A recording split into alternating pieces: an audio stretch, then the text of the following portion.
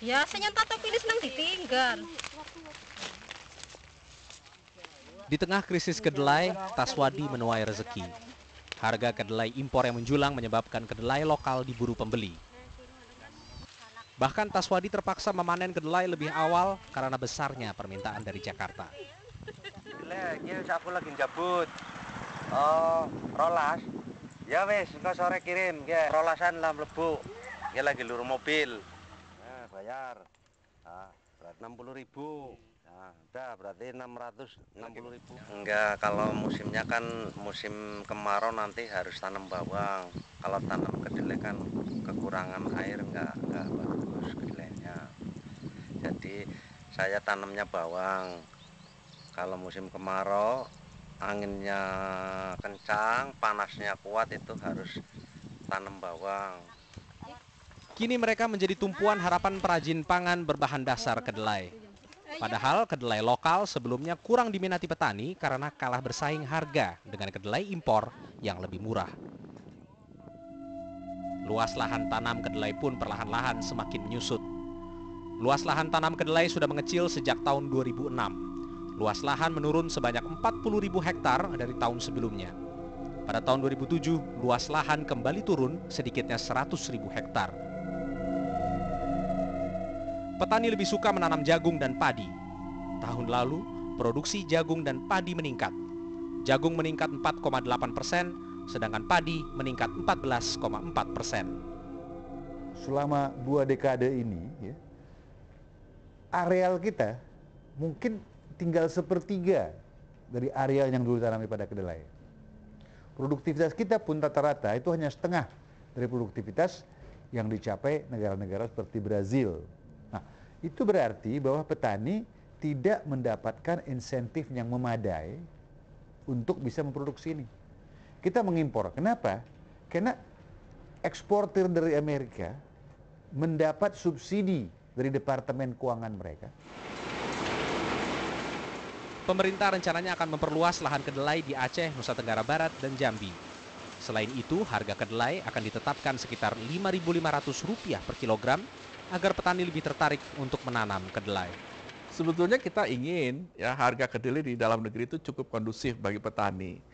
Tapi kalau itu dilakukan, tentu konsumen harus mau membayar mahal. Dan itu sudah kita coba, misalnya tahun 2005 kita inginkan biaya masuknya itu 25%. Tapi yang disetujui hanya 10% karena mempertimbangkan tadi kemampuan konsumen. Jadi di sini dilemanya. Nah, jadi di sisi lain naiknya harga kedelai ini ya itu juga menguntungkan dari sisi petani, artinya menjadi usaha tani itu menjadi visible, layak. Nah, sekarang tinggal memikirkan kemampuan konsumen dan produsen.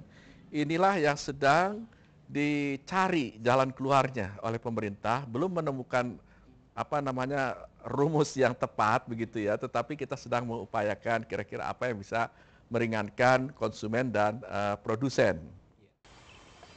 Sejauh ini pemerintah masih optimis bisa mencapai swasembada pangan pada tahun 2011. Namun itu tidak mudah, karena pemerintah harus bisa menjamin pasokan pangan hingga 90% dari hasil panen dalam negeri. Tanpa terobosan dan inovasi, baik dari segi kebijakan dulu, baru nanti di inovasi teknologinya. Betulnya, misalnya soal kedelai tadi, galur-galur kita ada kok. Tapi peneliti itu kan tidak pernah mau diberdayakan. Kenapa? Karena semua dipolitikkan. Departemen Pertanian pun sekarang udah departemen politik. Nah, jadi kita nggak ngerti, kalau kita lihat prestasi ini, apakah mereka nggak mau atau benar-benar nggak mampu. Hasil penelitian sekelompok orang di Lembaga Ilmu Pengetahuan Indonesia (LIPI) bisa jadi kunci peningkatan produksi kedelai lokal. Di tangan mereka, bibit kedelai unggul tercipta. Kedelai plus lebih unggul dari kedelai biasa karena memerlukan pemupukan yang sedikit, sehingga biaya tanam bisa lebih rendah. Selain itu, tingkat produksi kedelai bisa mencapai 2 kali lipat. Semua itu mungkin berkat bakteri Rhizobium. Dengan adanya bakteri Rhizobium itu, tanaman mendapatkan mendapatkan kebutuhan akan nutrisi utamanya yaitu nitrogen secara optimal, dan juga tanamannya menjadi lebih sehat karena kebutuhan unsur utamanya terpenuhi, dan serangan penyakit juga akan menurun.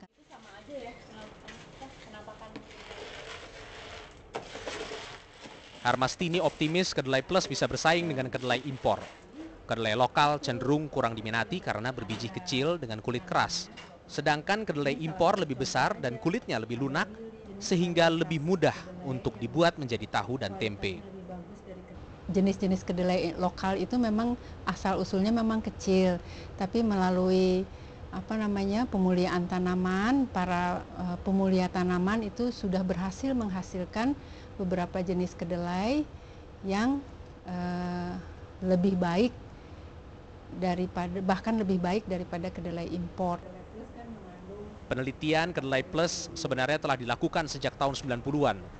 Namun tidak banyak yang tahu tentang kedelai plus. Petani yang menggunakan bibit kedelai plus pun tidak banyak. Sosialisasi departemen terkait dianggap kurang maksimal. Apa yang kita teliti itu yang dibutuhkan oleh masyarakat. Tapi muaranya juga yang hasil penelitian kita harus segera diserap oleh masyarakat melalui mungkin departemen sektor, gitu, segera diambil gitu, nggak usah terus sungkan. Dalam amanatnya yang ditujukan kepada seluruh kaum tani di Indonesia, Paduka Yang Mulia Presiden berkata, kebijakan pemerintah sejak pasca kemerdekaan memang lebih fokus pada beras, sehingga ketersediaan beras menjadi indikator utama ketahanan pangan. Soekarno menetapkan kebijakan swasembada beras melalui program kesejahteraan pada tahun 50-an. Kebijakan itu berlanjut pada masa jabatan berikutnya melalui program sentra padi. Pada masa pemerintahan Soeharto, beras tetap menjadi perhatian utama pemerintah. Kebijakan pangan yang mengutamakan beras berlanjut hingga sekarang. Pada tahun 2005, Presiden Susilo Bambang Yudhoyono menetapkan revitalisasi pertanian menuju ketahanan pangan. Hasilnya adalah peningkatan produksi padi dan jagung tahun 2007. Tapi kedelai kembali tertinggal. Langkah-langkah lain untuk kemungkinan dengan lebih cepat mendapatkan impor kedelai dari sumber yang lain yang barangkali harganya lebih murah dibandingkan kita impor dari Amerika Serikat, itu yang sedang kita cari terus supaya bisa mengatasi masalah jangka pendek.